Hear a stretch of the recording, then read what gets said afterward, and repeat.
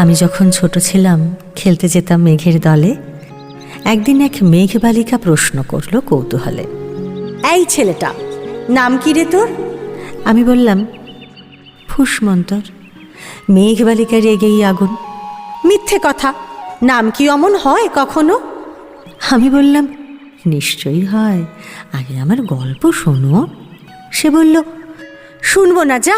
সেই তো রানী, সেই তো রাজা, সেই তো একই ঢাল তলোয়ার, সেই তো একই রাজার কুমার পক্ষীরাজে। শুনবো না আর, ওসব বাজে। আমি বললাম তোমার জন্য নতুন করে লিখবো তবে। সে বলল, সত্যি লিখবি? বেশ, তাহলে মস্ত করে লিখতে হবে, মনে থাকবে। লিখেই কিন্তু আমায় দিবি। আমি বললাম তোমার জন্য লিখতে পারি এক পৃথিবী।